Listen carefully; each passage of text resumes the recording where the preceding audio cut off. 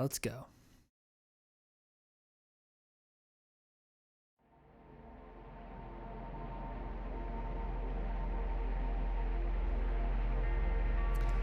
See that rough circle of rocky protrusions near the shore? It's more intricate than it looks. More than 2/3 of it is actually underwater. I haven't seen it myself, but listen to this. It's man-made, and the rocks weren't placed according to their size, so what's visible is more or less a uniformly random selection of the overall shape. It looks like it might be a spiral, all told, or maybe some kind of meditative labyrinth. At the head of it is a petrified oak stump that was moved here from above ground, of course, decades ago. That's where the ceremony took place. The Lock-Lucks were married here. Many frail-tongued observers said they should just go with lock or luck, or split the difference and go with look, or even lick, or really anything else. But it was never going to happen.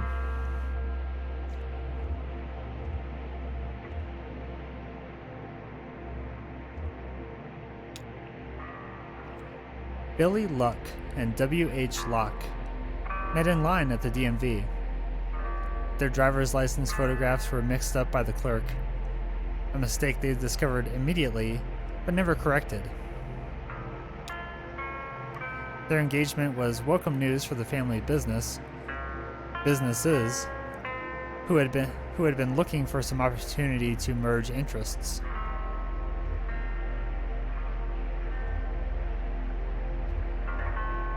The Locks ran a busy printing press, and the Lucks managed a fleet of bicycle couriers. The natural next step was to start a local paper, what would become the Echo River Evening Record. The ceremony itself was humble and perfunctory, and it must have somehow involved these rocks.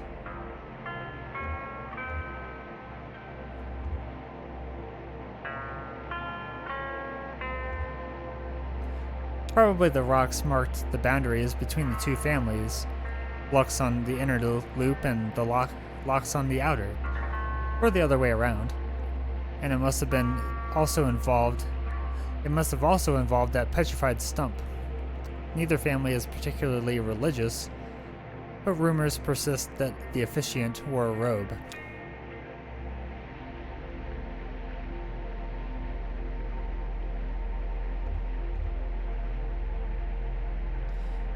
Shannon and her friend set out in the dinghy to deliver a package at the telephone exchange.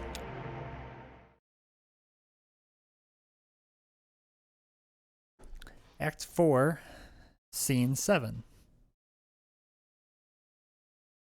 Echo River Central Exchange.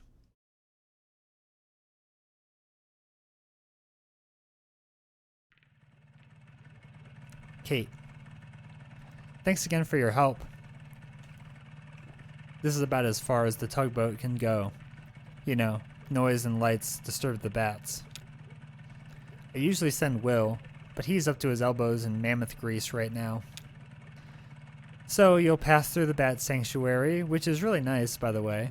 Be sure to check out all the plaques and stuff for cool bat facts. Plenty of time. Anyway, the Echo River Central Exchange, or, Consolidated Auxiliary Switch number 30. They changed the name when the power company took over. Anyway, it's just on the other side of the bat sanctuary. This package is going to Poppy. She's an operator. The operator. We'll meet you on the other side We'll meet you on the other side at Sam and Ida's for our scheduled early breakfast stop. Just follow the river. Can't miss it. Oh, and I almost forgot. You may or may not be interested. There's this kind of weird memorial sculpture on your way in, just before the bat sanctuary. I always recommend people at least stop and take a look at it. It's really sort of, I don't know how to say it. You should check it out. Okay, bye.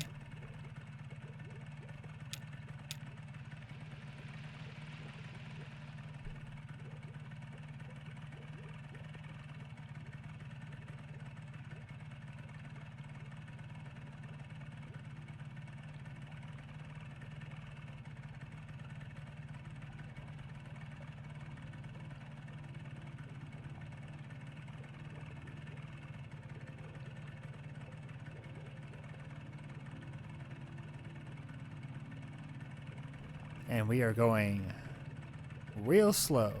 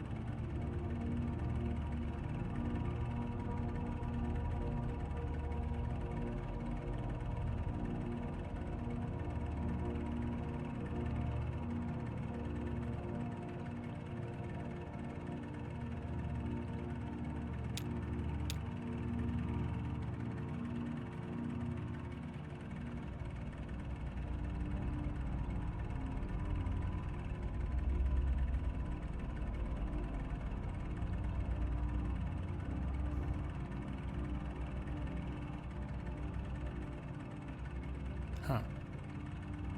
I guess I am controlling the boat in some way, but I don't know where to go. I have to get around this thing, but I thought I was.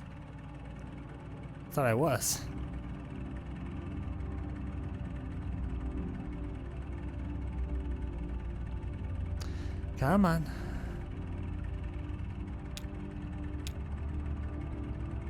Okay.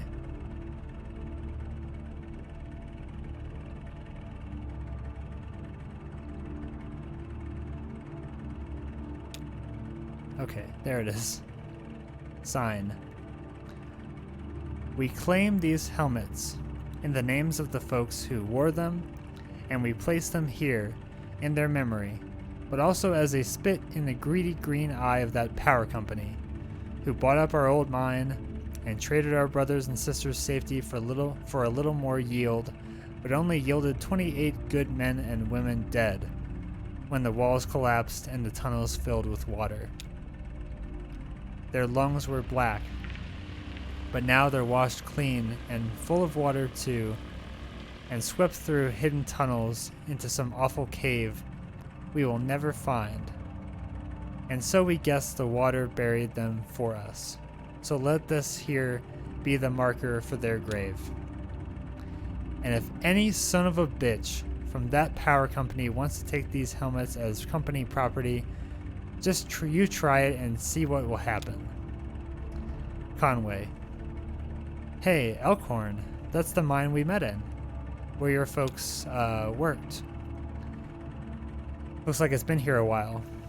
I sure as hell wouldn't mess with it. You think whoever wrote it is still that angry?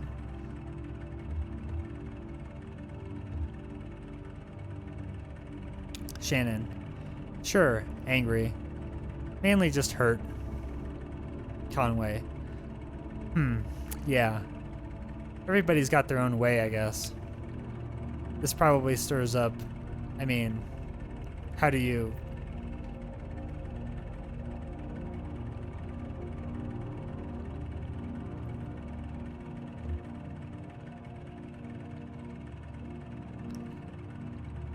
Shannon. It's fine. I'm glad this is here. People should remember this happened. Conway. Well, here we are, remembering, and I didn't even know it in the first time around. But here I am remembering it now. That's a fine memorial, I guess.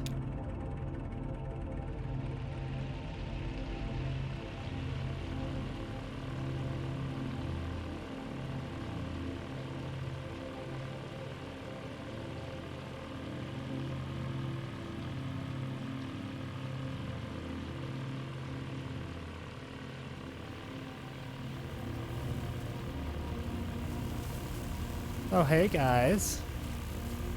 Hello. Conway. What? You're looking at me like I'm crazy.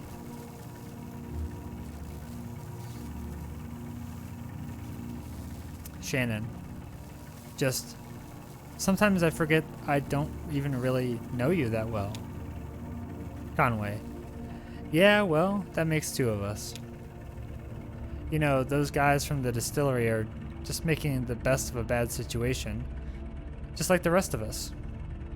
Hey, one of them said to me earlier they could even help me with take care of these medical bills for my leg, you know? Get it all together on a plan. Consolidated. Shannon. That sounds like a really bad idea. Conway. Oh, I don't know. They seem to have a lot of experience with this kind of stuff. They've got a whole process figured out. Anyway, I have a feeling it'll all work out. Shannon. Even for me? Conway. Hey, why not?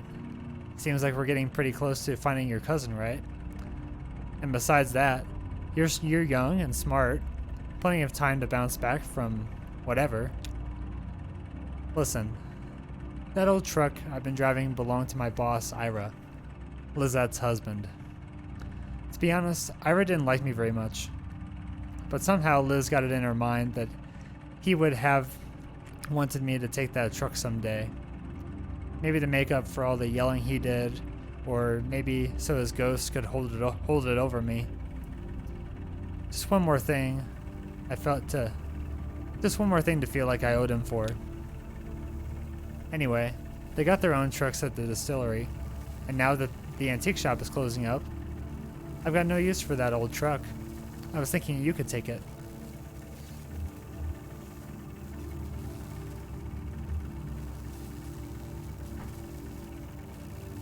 Shannon. That's very generous, but I don't need a truck. Conway. You could drive it around while you figure out what's next. Hell, you could sleep in it if you need to. It's big enough. Well, just think about it anyway. You'd be doing me a favor, you know? One less thing to deal with.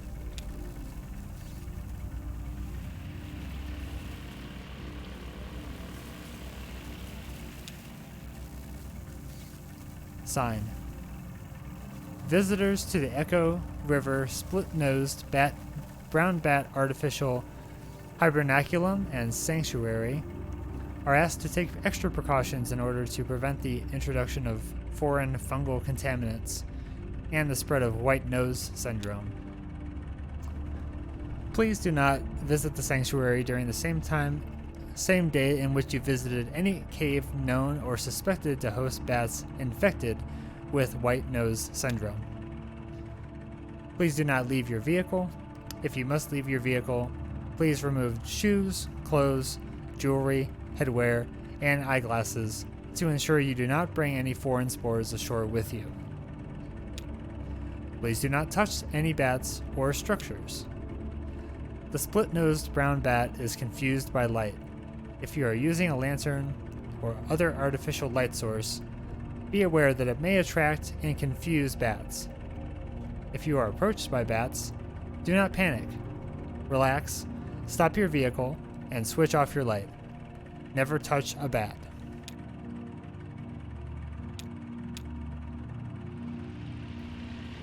Well, I suppose we should turn off our lantern. There's some of the structures.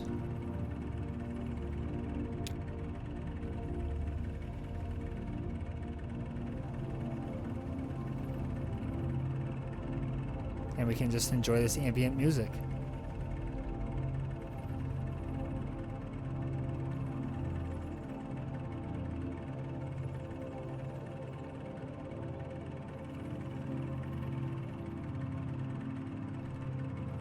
And I'm not sure what else will happen here. I don't remember.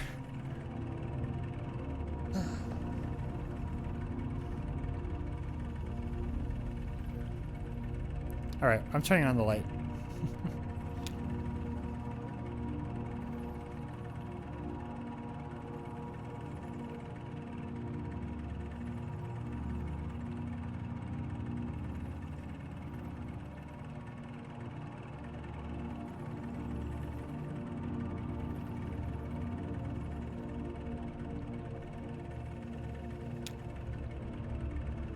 Well, we are moving, so that's good.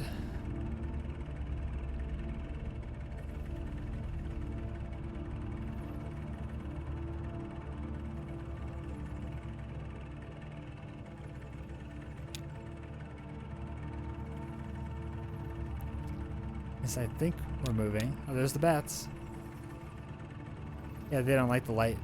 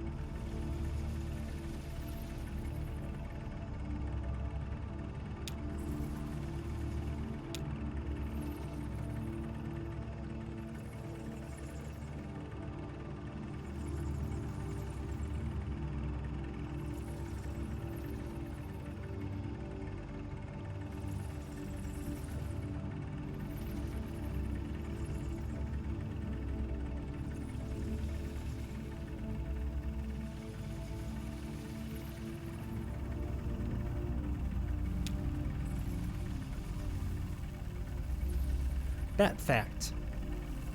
Ever talk with your mouth full? Bats do it all the time.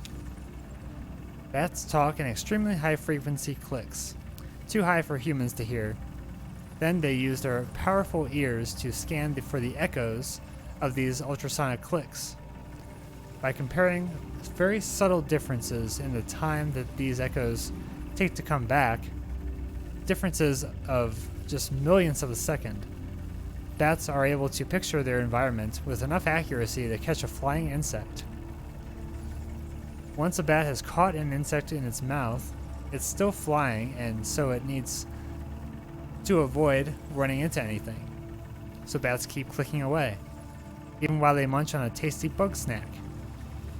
It may be poor table manners, but it's crucial for surviving in the dark. Conway.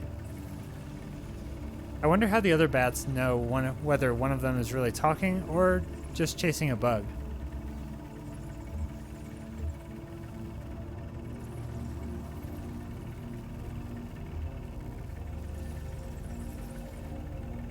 Shannon. Sometimes it's hard to know with people, too.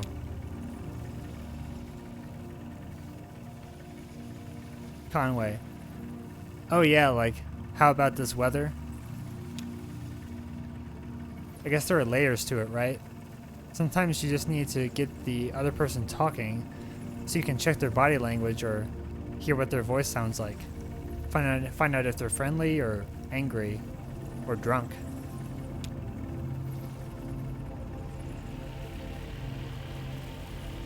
I guess the light thing is not a huge deal.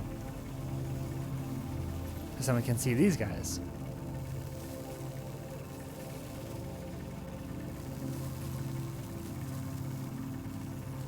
boys from the distillery.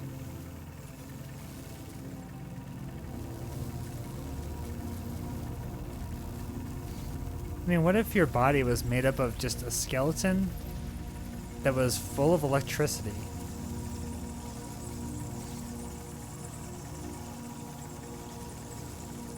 That'd be pretty wild.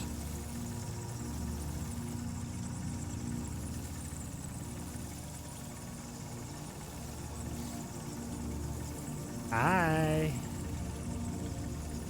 Bye.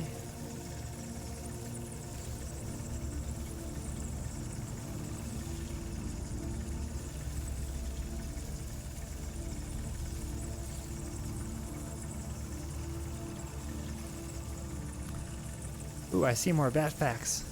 Let's go read the bat facts.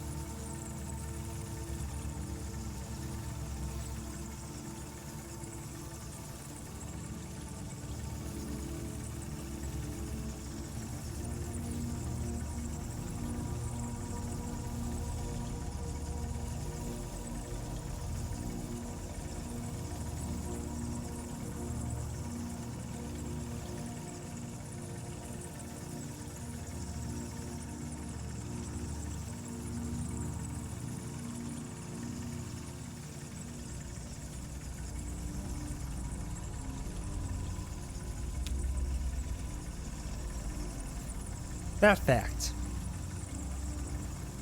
The split-nosed brown bat's natural diet mostly consists of moths and other small insects that breed along the river.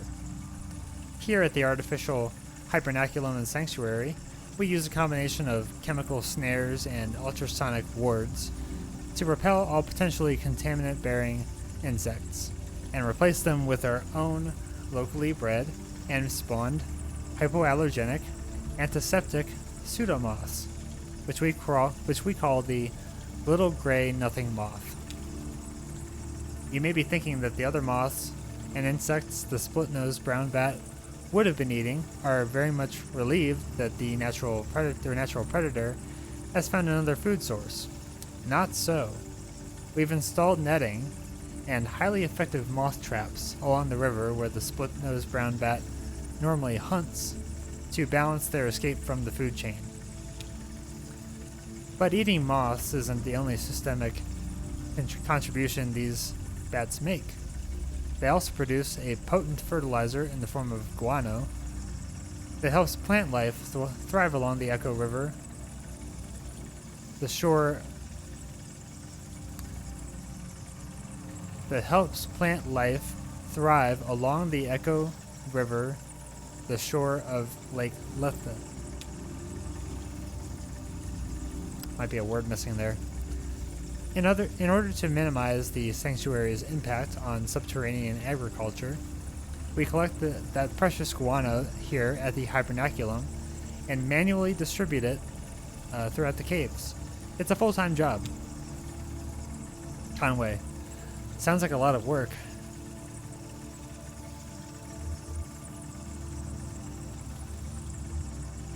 Shannon. It's all fake, except for the bats. Conway. Yeah, I guess so. Reminds me of that guy Donald and his crew down there with the computer.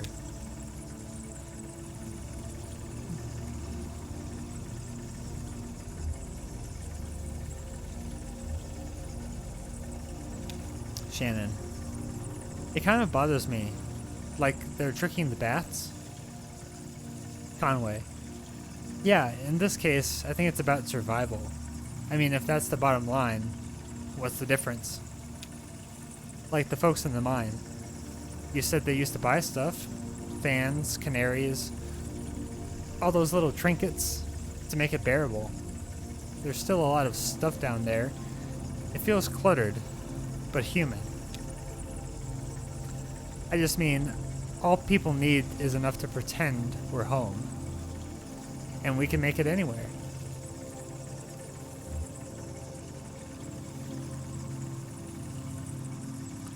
Shannon, you get kind of philosophical when you're drinking.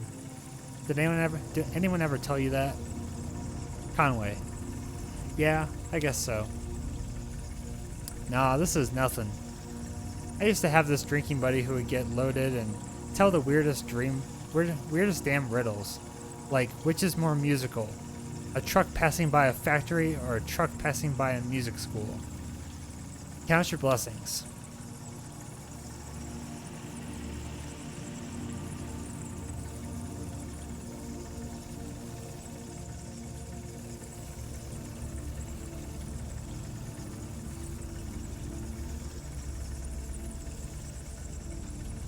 There sure are some odd trees.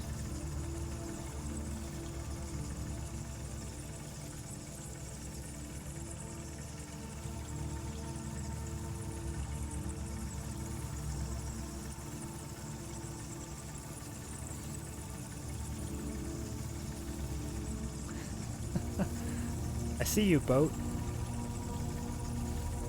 See you back there. We got an umbrella.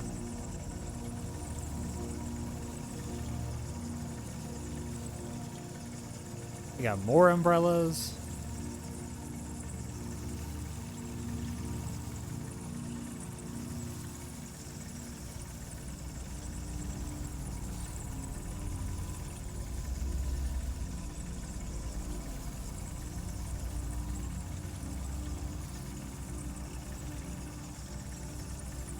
I mean, it's kind of obvious that they're tailing us, right?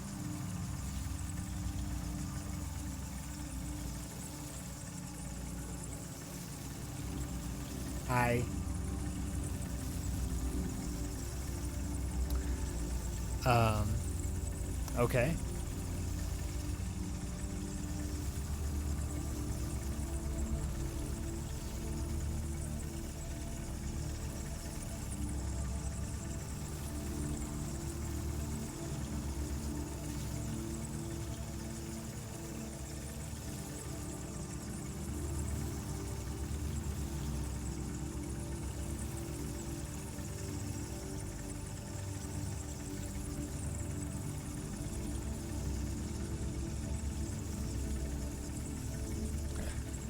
Who is driving this thing?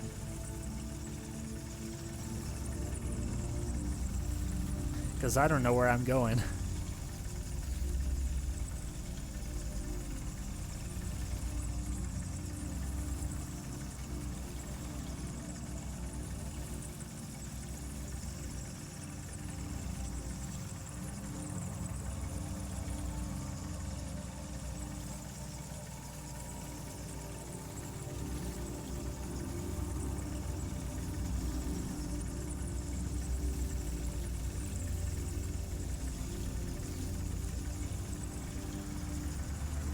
I guess these good old boys from the distillery are just enjoying the bats just like we are.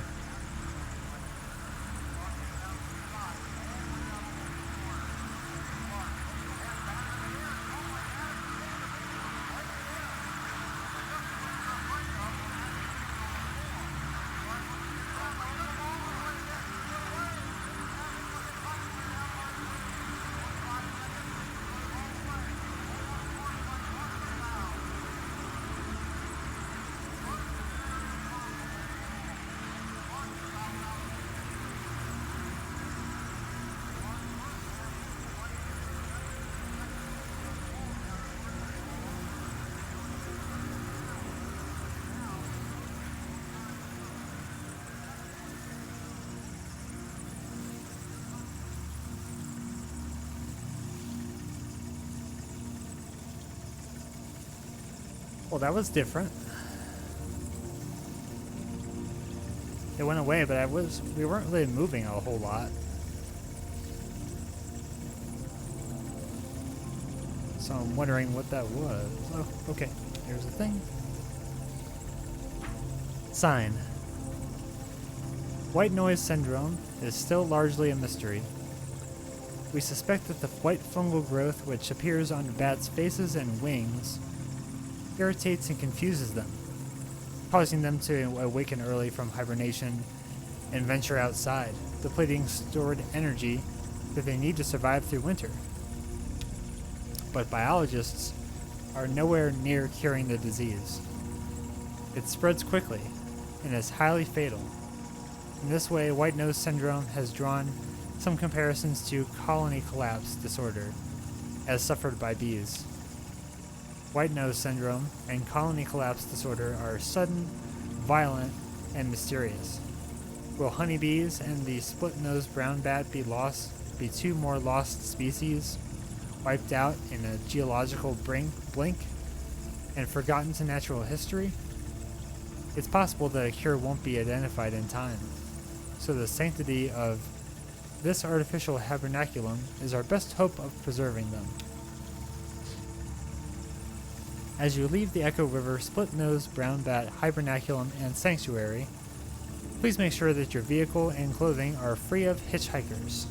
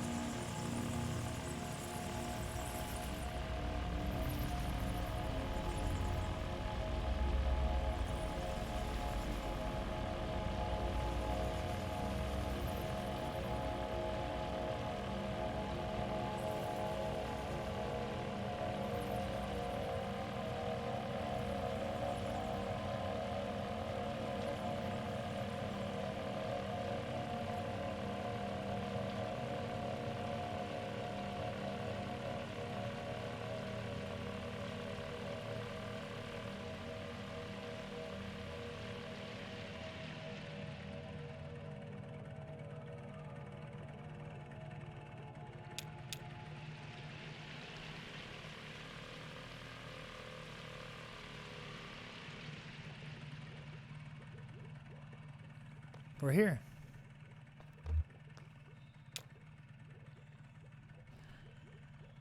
Conway.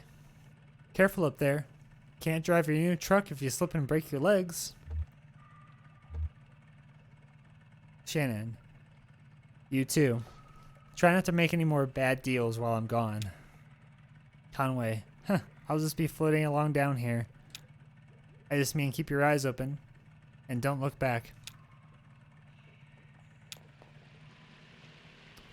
Flora. Oh, hi. I remember you. Shannon. What are you doing? What are you doing down here? Flora.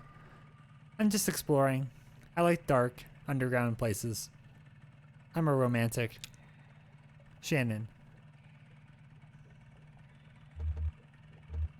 Really? What does that mean to you? Flora. It means I like poems and rivers and mysteries.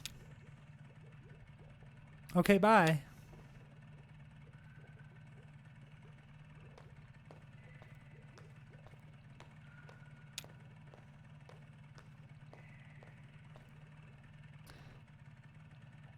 Dashiell. Softly. Could be bypassed, but with another capacitor at 100 nanofarads to reduce noise. Shannon. What are you working on? Dashiell. Oh, you startled me. Dashiell Morse. Pleased to meet you.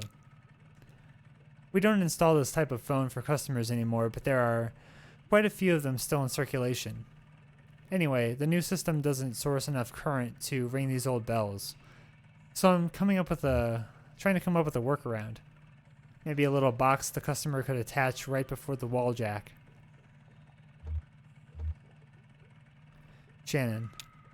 I'm a bit of a circuit geek myself. Dashiell. I bet. I mean, you seem very comfortable with electronics. Is this your first time down here? Yeah, I can tell. Your eyes can't quite adjust to the light. It takes some practice. Believe it or not, I've been coming here since I was a kid. For one reason or the next. Back then, this place was a train station. It's true. They had bats they had bats then too, but they were considered a nuisance. Shannon. What did you come here for as a kid? Dashiell. I usually came here with my grandmother. We took the train out to the town she lived in, or in the other direction, back to my parents' home. In my memories, it was always cold. Winter, I guess. Sometimes now I walk along the tunnel, run my hand along these wet stone walls, and close my eyes, ringing footsteps and the drip, drip, drip of the grimy stalactites. Well, the river shifted and this place slowly filled up with water, carrying the trains away with the current. It does that, the river, and I don't begrudge it. It's a good reminder that everything we have is borrowed, even trains. Eventually, someone at the Bureau of Reclaimed Spaces heard this place was still empty, so they moved the phone company in here. I returned here as a young lineman, a skill I picked up in the wartime, running telephone wires behind enemy lines. We used trees instead of poles. I missed that, actually. They were easier to climb. It's just as well. I'm in no shape to be climbing anything these days. The closest I get is patching up the wiring in the crystal room for the WEVP folks. WEVP, that's community television. I volunteered there for a number of years. I know everybody over there. Ralph, Sherry, Weaver, Dave, Shannon. Weaver Marquez? Dashiell. Sure, Weaver Marquez. That's funny, I was just thinking about her. Yeah, I met her a couple of times at the TV station. I suppose I didn't know her too well. She handled the archives, and I was helping with wiring and stuff. She really seemed to know her way around all that gear, though. She had a head for signals, I think. No idea where she ended up. I would guess she's probably not too popular around the station anymore. But I always liked her. Listen, miss. If you're interested in WEVP, you should go talk to them directly. They're always looking for volunteers. Take the ferry over to the silo. There's a mail stop over there. They don't have a sign or anything. Just ask around. I guess I'll get back to this damn old ringer. Poppy's just a little further down if you're dropping off that package. Nice chatting with you.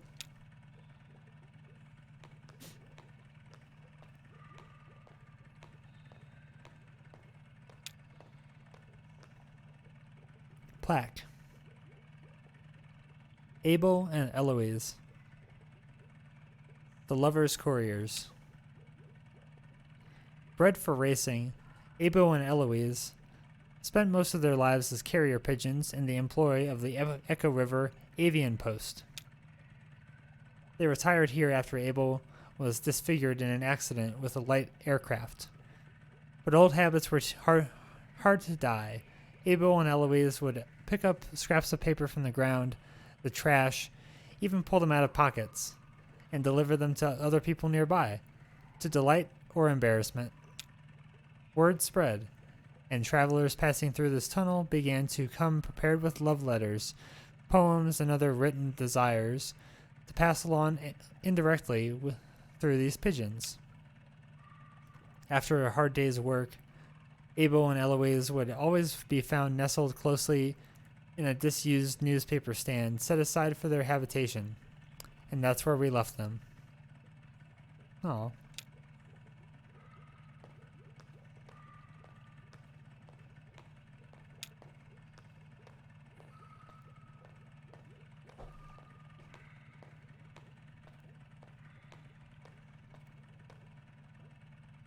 Poppy.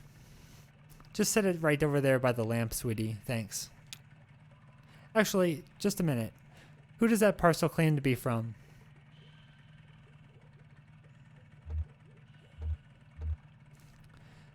Shannon. That's weird. There's no label on it. Poppy. Well, if we're lucky, it's chocolates from a secret admirer, and if not, a snake from an assassin. So who are you? Do you work for the post office or the tugboat? I only asked because I haven't seen you before. Was that you I heard chatting down the hall? Shannon. Yeah, I just met Dashiell. Poppy. He's been working on that obsolete ringer, hasn't he? Poor Deschel. You know, he's not really... He was let go a while back. A long while, actually. When they started restructuring, he was one of the first to go. But he talked them into letting him come every day and fiddle with some interminable project. He says it's to keep a long gap from growing his resume. But I think he just has nothing better to do.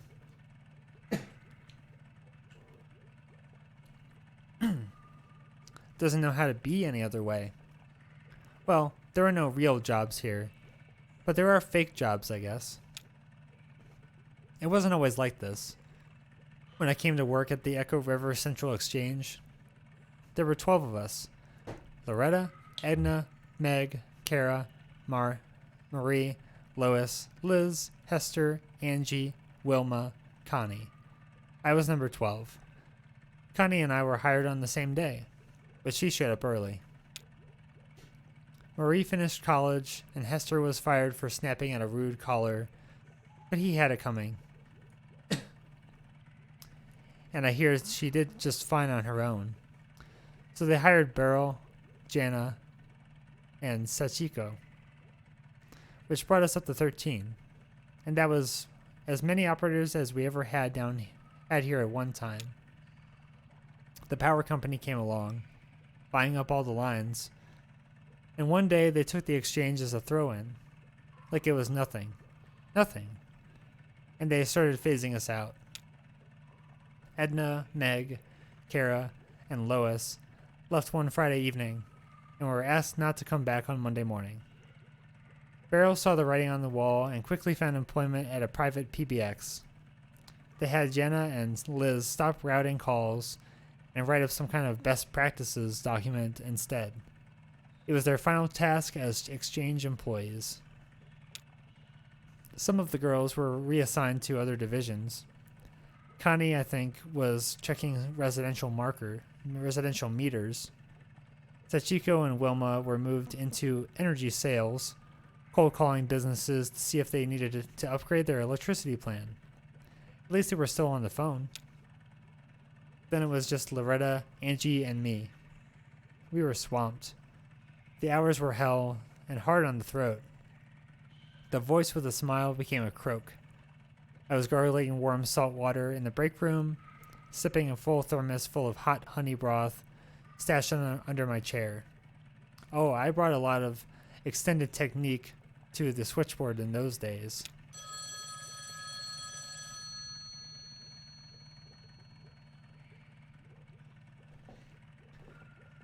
Poppy. Sounded pretty good to me. Shannon. Yeah, I'm impressed. Poppy. So, where was I? Shannon. Extended switchboard technique. Poppy.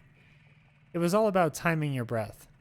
Some girls got lightheaded doing too many calls in a row, with that upbeat dynamic inflection that they made us use to keep everything intelligible. It was very physical. So, after a few months, it was just me.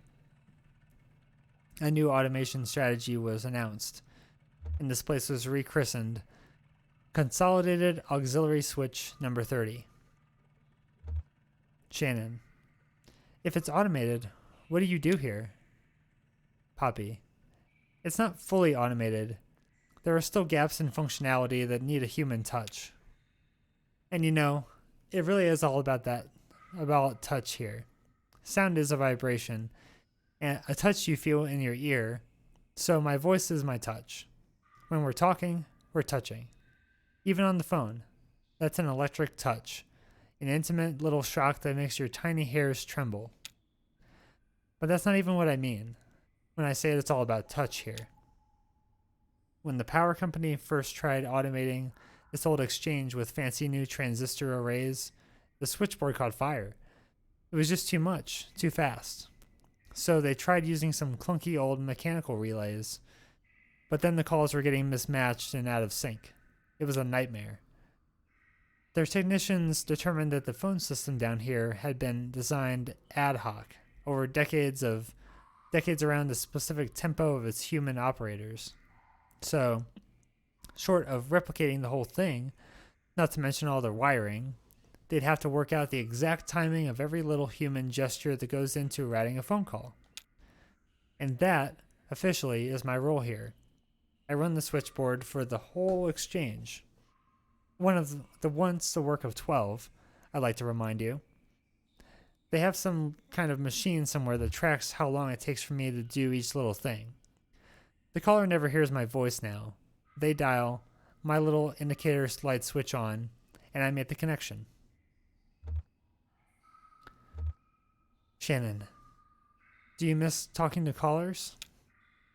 Poppy, you know, there's something that bothers me about the process, besides the fact that I'm training my replacement, who isn't even human. Here's what I mean. How long do you think it should take to time my every move and recreate that timing in an automated switchboard? Rough estimate. Shannon, at least a month. Poppy, that's what I said. But this has been going on for over a year, and a very dark thought has started to nag at me.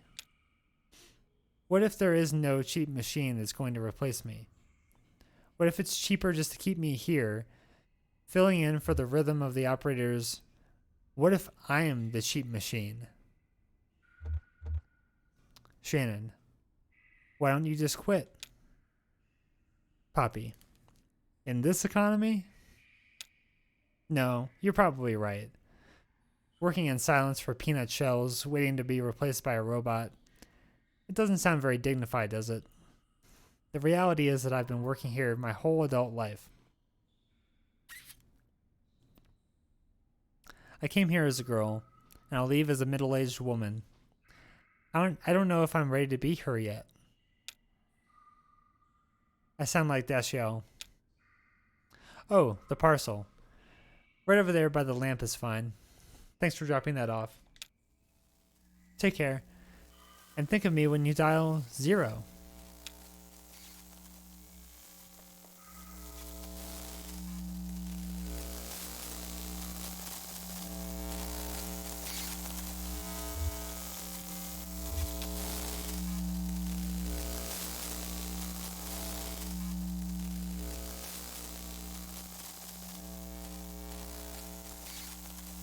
I think Conway just became one of those guys?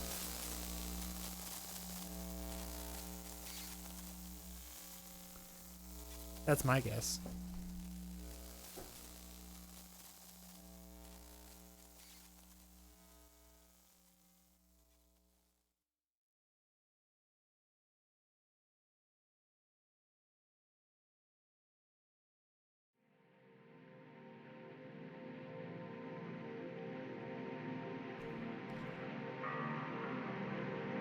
Yeah.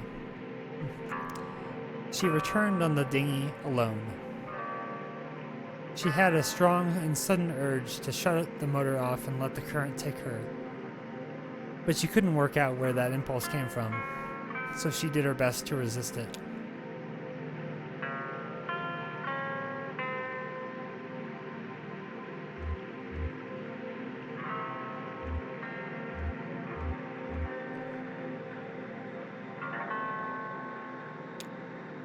She met a guitar player pedaling a floating bicycle with his dog in tow. He said they took turns. The water was cold and the floating bicycle, while technically marvelous, wasn't quite buoyant enough for the both of them. Swimming is hard work, the hardest work that dog had ever done, he expected. They'd been traveling this way for most of the night, struggling through the icy water, stopping to recover what they could find from a rock large enough to start a small campfire. He had his belongings stuffed into a weathered guitar case at the end of a thin rope. It floated pretty well, so he only had to keep an eye on it and occasionally free it from a rock or some driftwood it was caught on.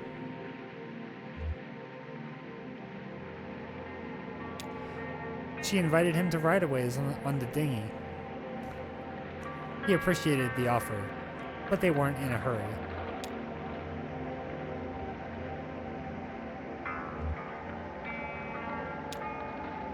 She met a family of 5 on a flat-bottomed skiff. The boat was loaded to capacity, with plastic bags and a few larger pieces of furniture wrapped in a blue tarp. 3 paddled, the 2 adults and the older child. The 2 younger children slept. They'd been traveling all night, first by car, and then for the last few hours by boat. Hungry and tired, they didn't plan to stop until they reached West Virginia, where a relative had offered to take them in. But the adults were happy to take a break from paddling in weary silence. They asked about her river journey.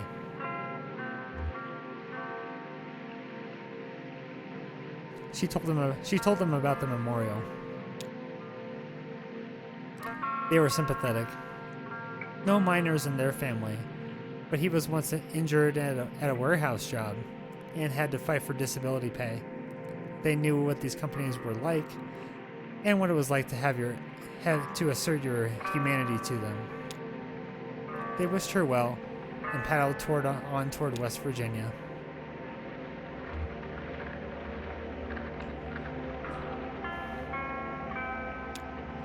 She met a flower salesman on a raft. They floated alongside in buoyant pots, bobbing untethered. He corralled them with a long pole, in a stream of small adjustments. She leaned out over the water to get a closer look. He had just started work for the day, so his stock was full. He pushed a few bouquets her way. First was an elaborate bundle of pomegranates, arranged in the Roman style. He said it was for a particular kind of person. If it didn't remind her of anyone in specific, she'd better move on. Next, a delicate mixture of dandelions. He was feeling distracted when he first designed it. Whoa, that effect, what is happening there?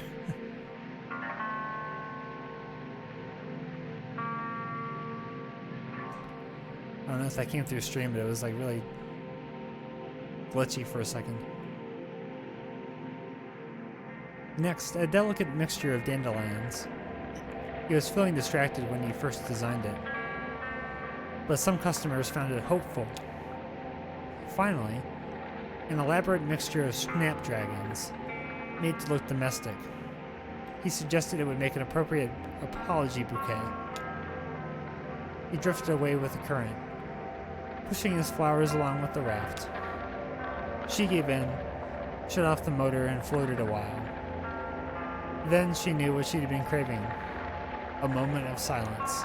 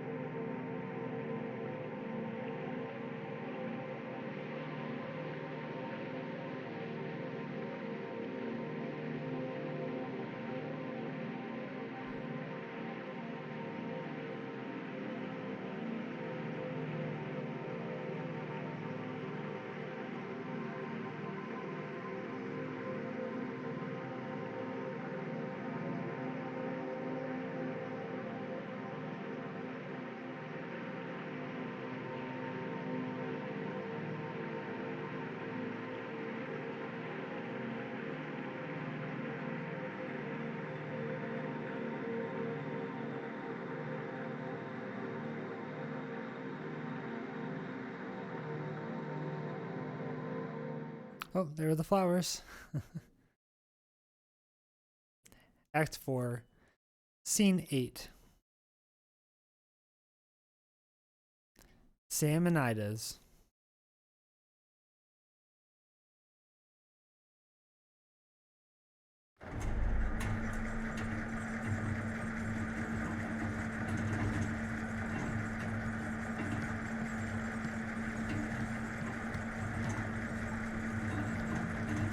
Okay, we got 3 people up there.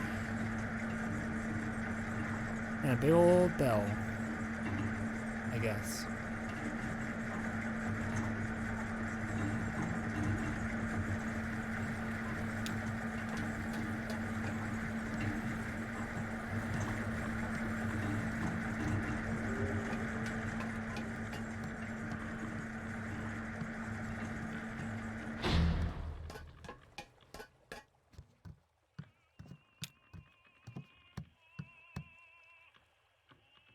Kate. Just in time. We've already finished eating, but we're about to place a to-go order for Clara. She's back on board, getting ready for her show. Take a look at the menu. I'm sure there's something you'll like. Ida is a bit of a local celebrity, for her cooking, I mean. Junebug. Hey, Ezra was just asking about you. He's around the corner playing a video game. Maybe you go let him know that you two are back? Or, where's the old man anyway?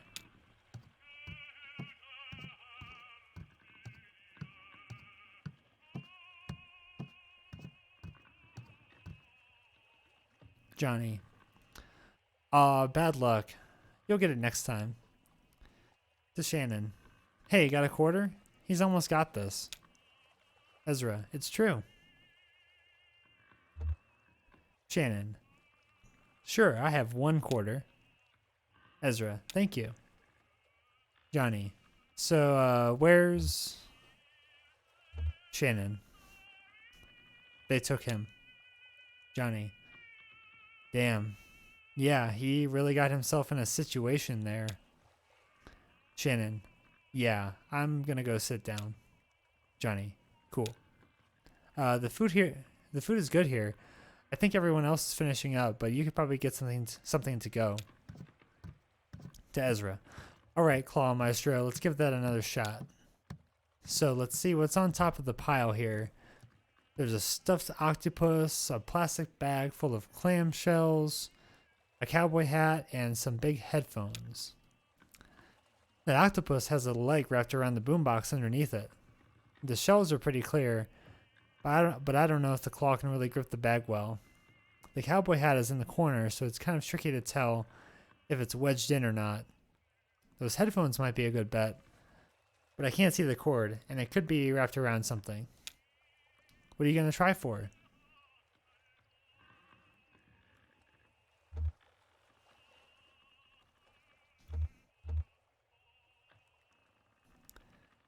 Ezra.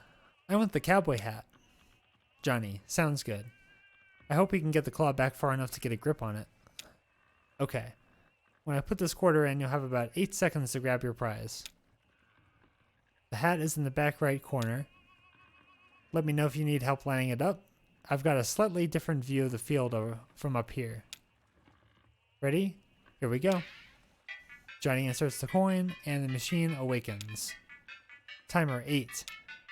The claw hovers in the front left corner of the machine. What do you say? It was in the back right? So from the front left, we want to push it up and right. Ezra pushes the joystick up. Timer 7. The claw hovers halfway along the left wall of the machine. Ezra pushes the joystick up. Timer 6. The claw hovers in the back left corner of the machine. Ezra pushes the joystick right. Timer 5. The claw hovers halfway along the back wall of the machine. Ezra pushes the joystick right. Timer 4. The claw hovers in the back right corner of the machine. Ezra. Does this look right? Johnny. Yeah, looks good to me. Go for it. Timer 3. The claw hovers in the back right corner of the machine. Ezra pushes the button to drop the claw. The claw drops. It grabs the hat. The claw is only able to get a hold of the brim. It's not strong enough to pull the hat out of the machine. Johnny. Sorry, kid, that hat would have looked good on you, too. But I guess it's just too far back in that corner. Hey, listen. It sounds like that old man you were following around, I guess he had to leave?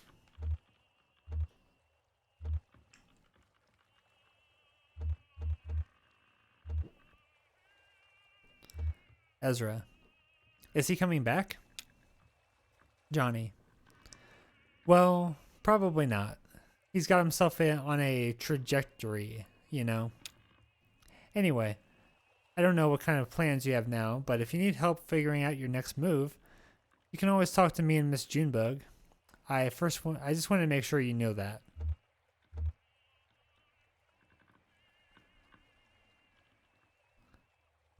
Ezra. Could I keep going with you? Johnny. Hey, I've got no objection. We have a pretty ad hoc thing going on, me and Junebug.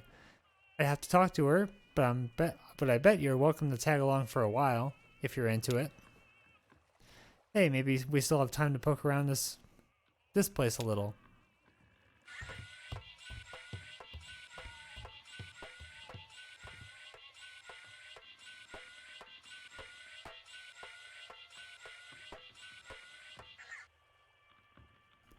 Johnny.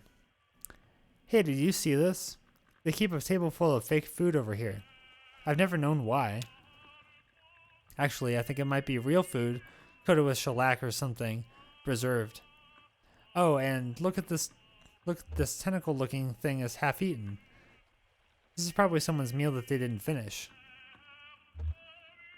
Ezra. I dare you to take a bite.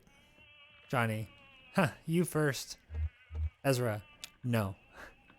Johnny. Yeah, I don't blame you.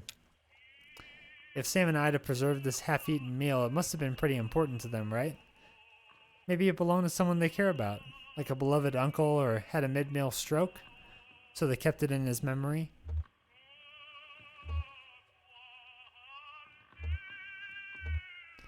Ezra. My folks left behind a bag of sunflower seeds, but I threw it away. I should have kept it, right? Oh, no, I didn't mean that, kid. You don't need to hang on to every little memento. I'm sure you still remember them just fine. Are you worried about them?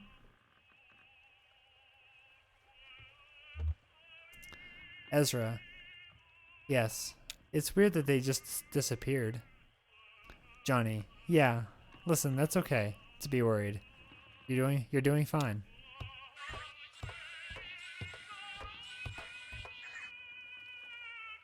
Kate. Weird. Somehow I thought it was his truck. And delivery and all. Junebug. It was. That's what she's saying. But he gave it to her before they took him away. Kate. To Shannon. But you're going to deliver it anyway? Why? Shannon. He's my friend. He needs my help to finish his job. Junebug. That's right. He's our friend too. Johnny and I will help you unload when we get there. To Johnny. Lift with your legs, Cricket. Johnny. Yes, ma'am. Ida. So, how was everything? To Junebug. How is the sweet cave snail? Junebug. Devastating. You're a killer, Ida. Ida. Well, I can't take all the credit.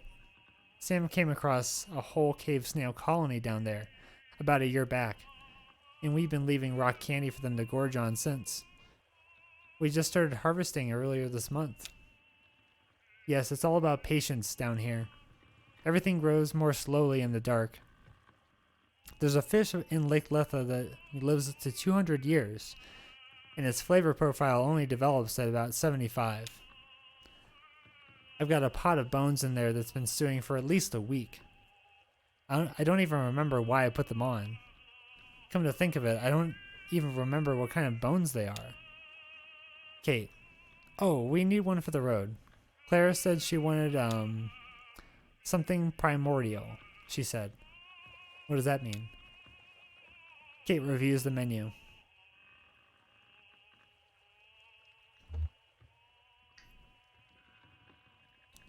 Shannon. I think she meant something from very deep in the lake. Kate.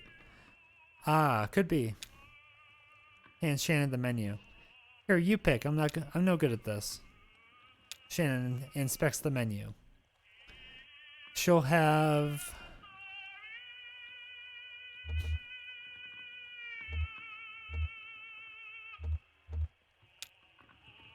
I think she'd like...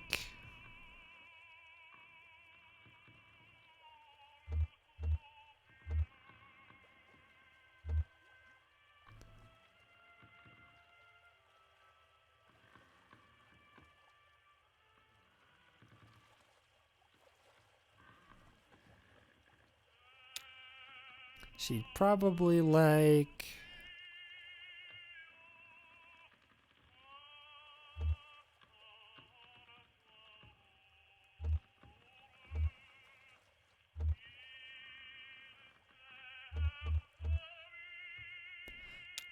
mollusk log.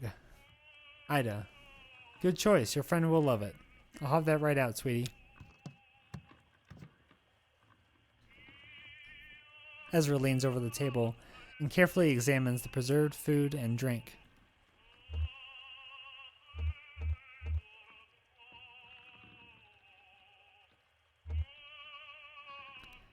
He runs his finger along a grayish claw.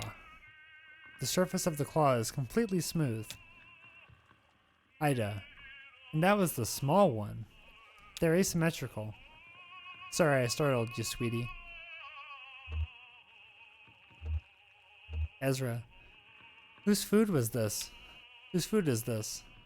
Ida. This is the diver's table, and this was the diver's meal. This food is about 15 years old, it's true. Things were different then. Nobody came to eat here.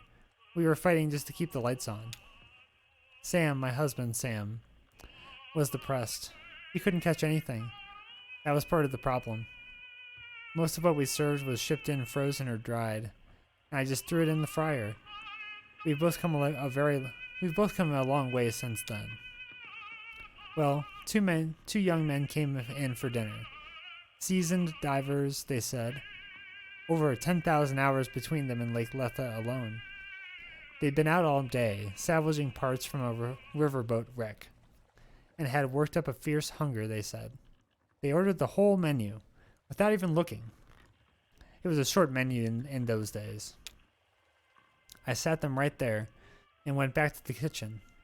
Sam was at the next table doing a Sudoku and drinking malt liquor, his usual routine at the time. An hour later, I was cleaning up, when Sam came bursting into the kitchen. Ida, he said, kind of frantic. These divers are still hungry. Bring them another course. And I said, they already ordered the whole menu. Sam said, make something new. Keep making up dishes, whatever. Just keep bringing out food. So I did until the small hours of the morning. I made up so many new dishes that night I could write a book. And it was good. Inspired. But I was working so hot and fast at the burning edge of inspiration, I didn't think to write any of it down. And I was so wrecked from exhaustion the next day I couldn't remember what all I had done in the kitchen. Sam thought we could take a photograph of the leftovers, but we couldn't get the lighting right, so we just shellacked the whole table. And now, when I need inspiration for the menu, I come and look here and think about all those ingenious dishes I threw together for those divers. Of course, they didn't pay their full bill. I heard one of them complain to the other, let's just pay half and let them charge the other half to whatever demon in the kitchen kept making up food faster than we could ask for it. But it all worked out. things really have turned around since then. This place is actually pretty popular now. The success in our expanded menu inspired Sam too. He started bringing back the most magnificent ingredients from his nightly dives. I'd better get back to work. All right, better get to work. Stay right here, sweetie, and I'll bring you a treat on my way back. On my way back out.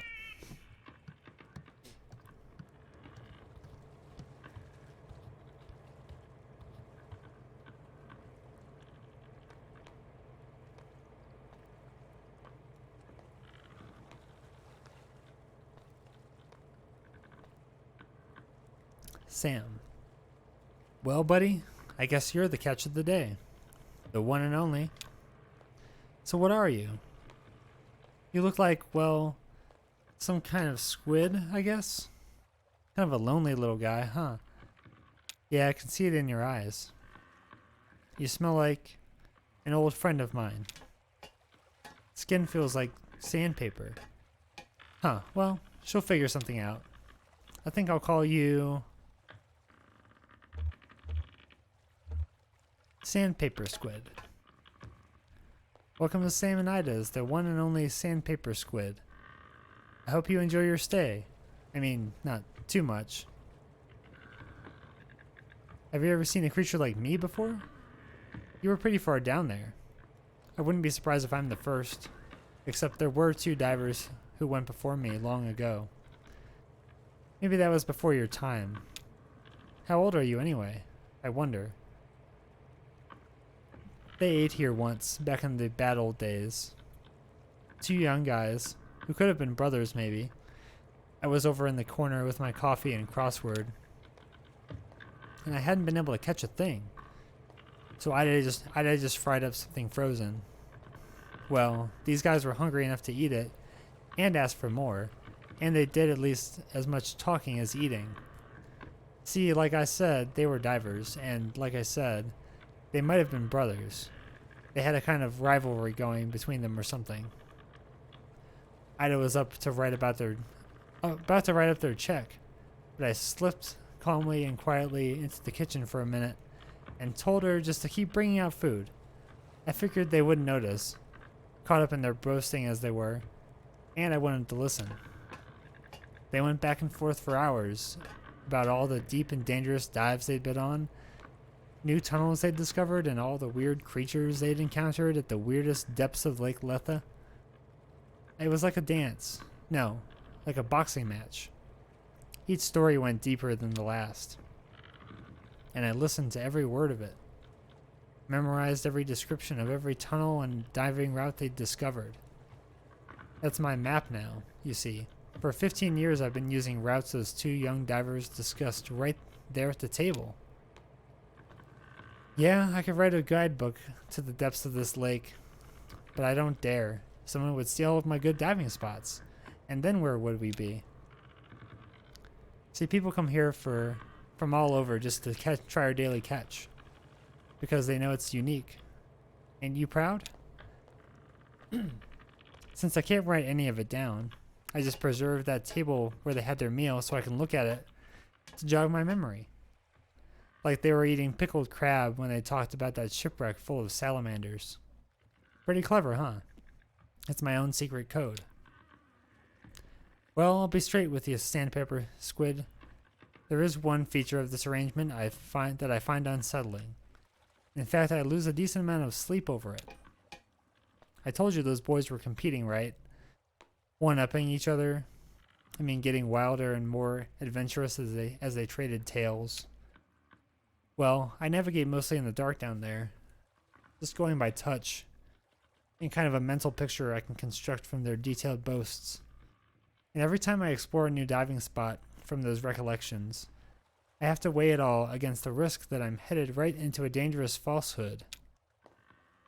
One of those men could have felt for a moment like he was losing ground on their little duel, so he could have slipped a fake one in there. Maybe told a fib about a dive he went on and found a colony of blind shrimp living in a discarded refrigerator. And when I get down there, my diving bell cracks open on a sharp rock where he said that fridge would be, And that's the end for Sam of and Ida's. To be honest, that possibility puts the fear of death in me every time I touch the water. Dang.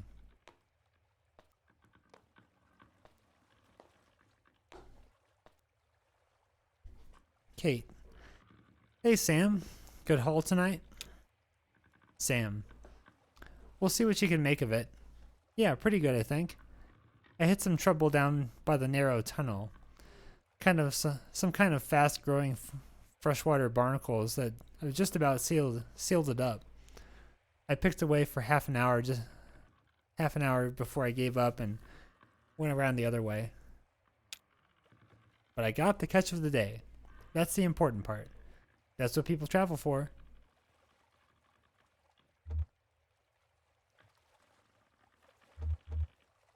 Shannon. Are there a lot of fish in this lake? It seems so quiet. Sam.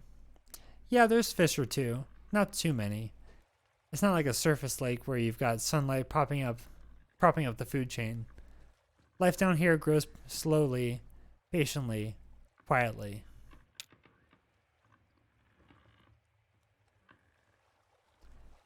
Will you stay for a drink? I've got a dark rum that goes well with coffee. Shannon. I think we're about to leave, but thanks. Sam. Just passing through. Hey, aren't we all? Oh, she's got your food ready. Enjoy your meal, alright?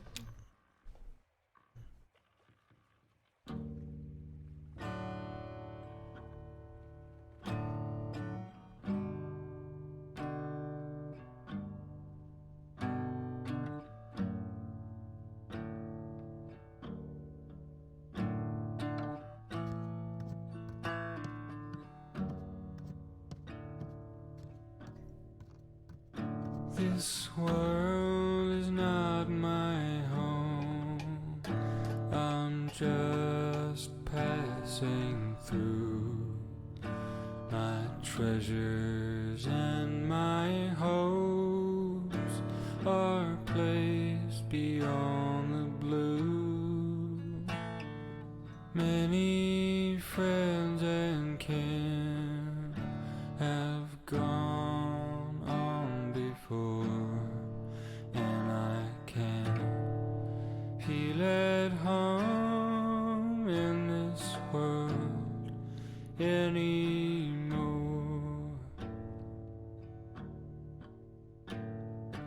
Oh Lord, you know I have no friend like you. If heaven's not my home, oh Lord, what will I do? Angels beckon me to heaven's open door, and I can feel at home in this world anymore.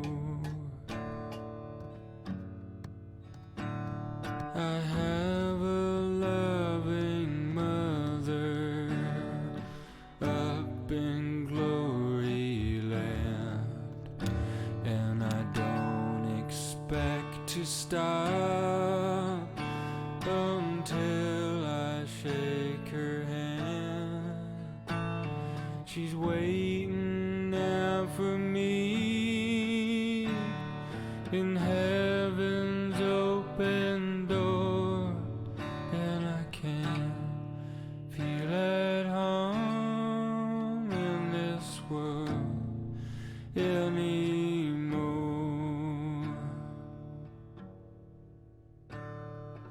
Oh Lord, you know I have no friend like you. If heaven's not my home, oh Lord, what will I do? Angels beckon me to heaven's open door, and I can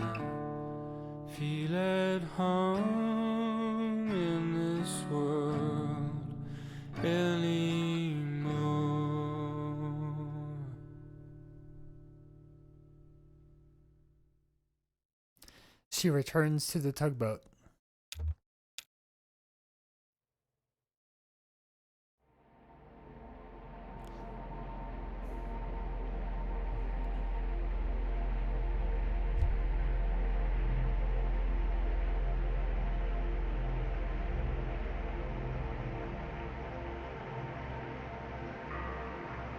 See that?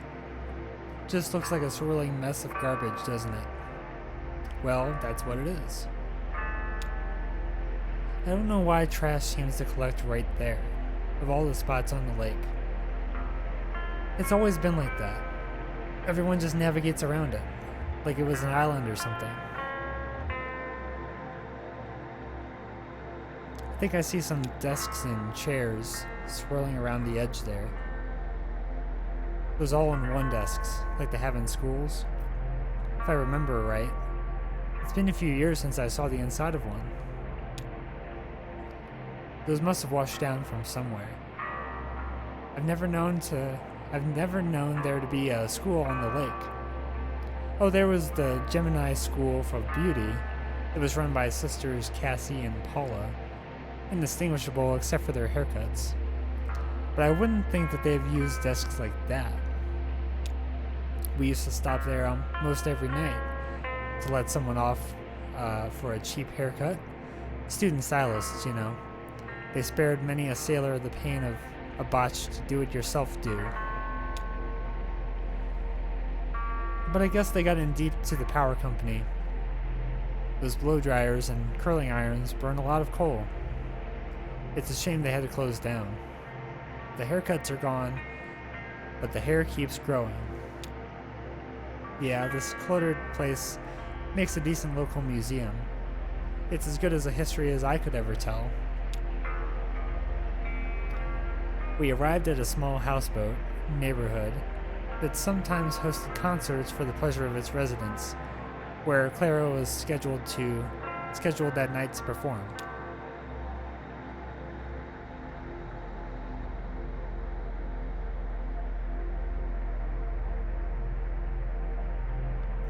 Junebug and Johnny watched the show from the dockyard with the others.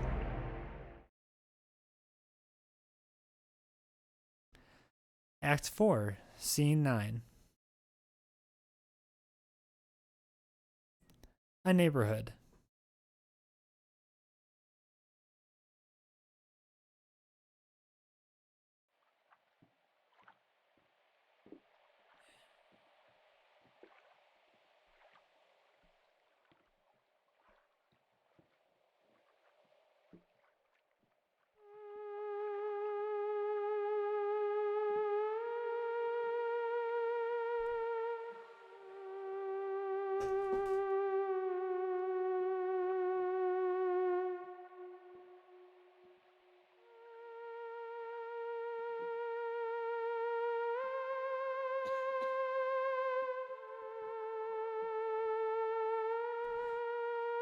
Johnny. Oh. Junebug. Johnny. I remember this. Junebug. I told you. Yeah, you don't have to say it. Junebug. Only because it's always true. Johnny. She played at the flower shop. Cyrano opened. He was having trouble with his tape machine, so he just droned out on the lap steel. He got really into it and went on for like forever. Everyone was falling asleep. Junebug. Not everyone. I remember the air was warm, perfumed. You were playing with some petals you found on the floor, and I was looking at the ceiling. I remember the ceiling was glass. During the week, that room was a greenhouse. I don't know where they put all the plants when they had bands in. Maybe outside, if the weather was nice. It was nice that night. Warm, smelled like spring. I remember the folding chairs. So uncomfortable, but I guess it was their only option. They had to pack up everything up during the week so there'd be room to display the flowers. Junebug. Wow, look at Ezra. He's wrapped. Johnny. "Huh, yeah, he's really into it." So, we were talking about him earlier at the gas station? Junebug. Sure, I haven't forgotten, Cricket. Johnny. Cool, yeah, I know. Any, what do you think about Ezra traveling with us for a while? We were in the back, passing messages in code. We used a code of our own design, inscrutable to observers, transmitted by movements of the eye.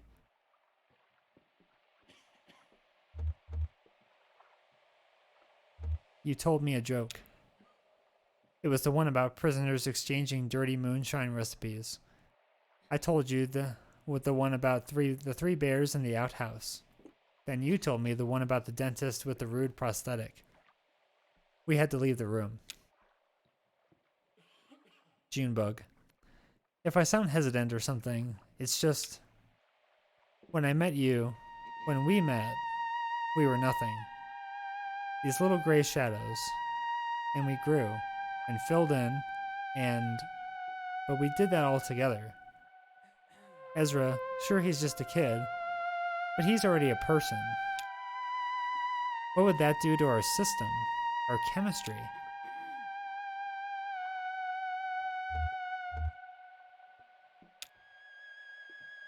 We took a wrong turn in the hallway, and ended up in the basement. I remember the air was cool and damp, like a cave. I remember the lingering perfume of the greenhouse, giving way to an earthy plant smell, like we were digging down into the roots.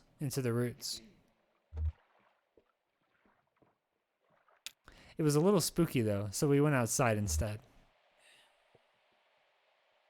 There was a horse tied up in the parking lot.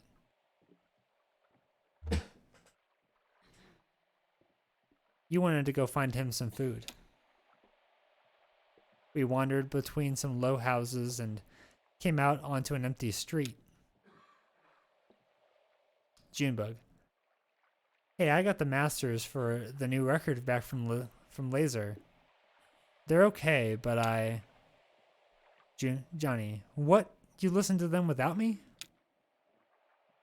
Junebug. You were at the arcade. I didn't want to throw off your pinball game. Johnny. Oh, okay. Junebug. Anyway, there were a few spots where the strings distorted a little, and the whole thing has way too much reverb. But overall, I think it sounds pretty good. The new drum machine fits right into the mix. Johnny. Nice. Junebug. The only question is how to do it live. I can't control the drum machine and sing and dance at the same time. And you've got your hands full of guitar. We stepped into a 24-hour convenience store. I remember the radio was playing some old Patsy Cline. Right? Or was it Connie Smith? The clerk was reading one of those conspiracy/celebrity gossip/Bigfoot sighting newspapers.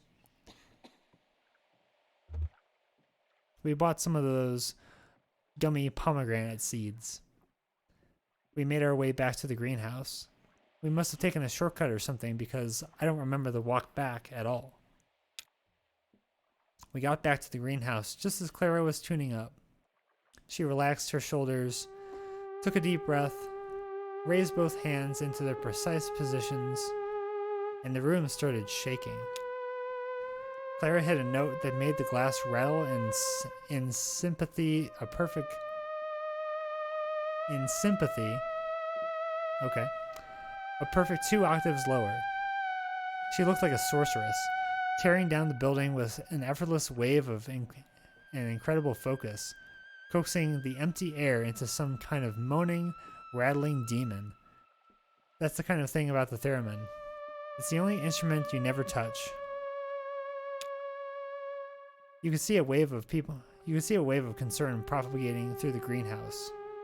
People looking up at the trembling glass ceiling, looking at each other to see if anyone else was worried, trying to catch Clara's eye and discern if she was doing it on purpose or not. If she were really trying to bury us all in glass. Junebug. I'm just saying, maybe we could use a third pair of hands up there. Johnny. Oh. Oh! Junebug. Think you could teach that kid to play a drum machine? Johnny. Ma'am, I could teach a dog to play a drum machine. Junebug. Well, that'll be our backup plan. It was a tense 5 minutes. We, the audience, alternated between fearing for our lives and lamenting hers that could have given her the kind of emotional experience to play this devastating song. Then slowly, gently, Clara's hands came to rest. The theremin went quiet, and the glass stopped rattling, and the room relaxed, unharmed.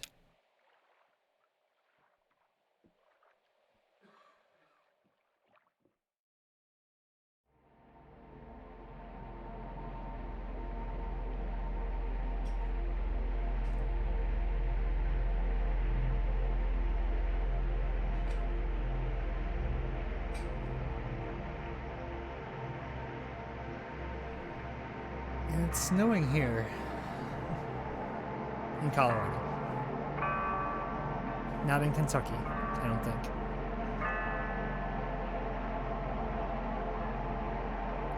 I met a photographer once. I mean, one in particular.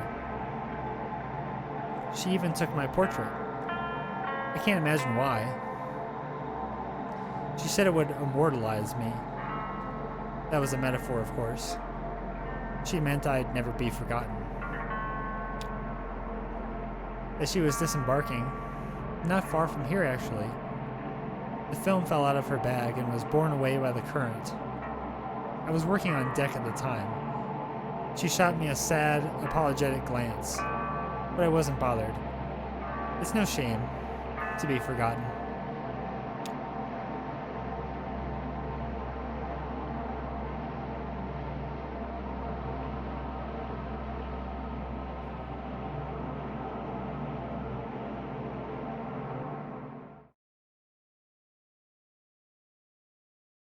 Act 4, Scene 9. Silo of late reflections.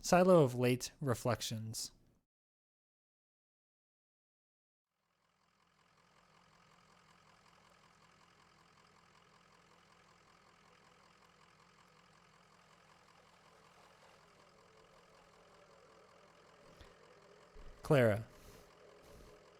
What's this place like? Dogwood Drive? It's in a small town, or... Shannon. I don't really know. I've got the manifest the old man had in his truck. Here. Reading. Lizette's Antiques. Mail order delivery. No return address. Shipping address. 5 Dogwood Drive. Packing list. And then it's just numbers. I guess the inventory numbers of the antiques he was supposed to be delivering. Anyway, I'm glad you're coming with us. Clara. Yes, I'm always eager to see more of the country. And I enjoy the company. I will have to find a bus or a train to get on to Nashville by evening. Shannon. Well, they have buses everywhere, right? Or, hey, I could drive you to Nashville. Seems I have a truck now.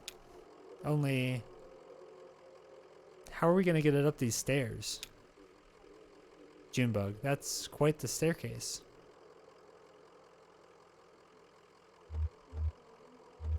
Shannon. There's no way we can get this truck up these stairs. Is there? Junebug. Not with that attitude. No, there isn't. Looks like we're making the rest of this trip on foot.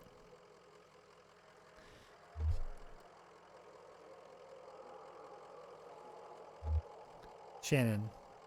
I don't even know what's in there. What if it's too much to carry? Junebug. Nah, we've been loading and unloading gear since the stars were young. We are our own roadies, right?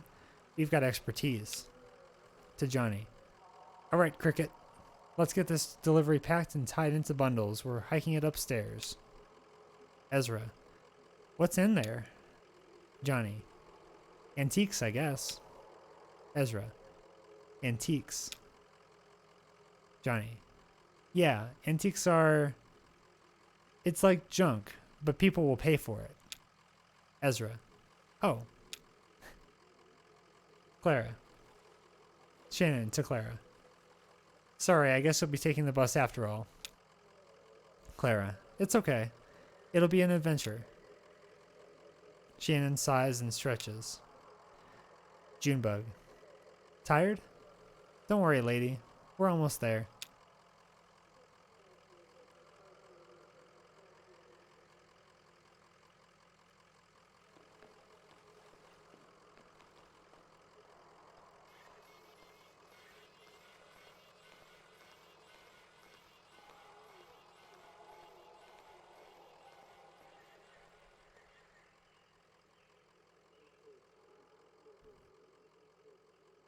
Oh, it's quite the vertical.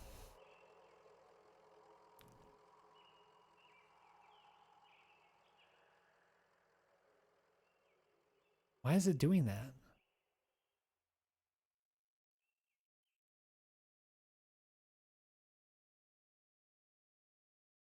It's all glitched out. Okay, end of Act 4. Okay, cool.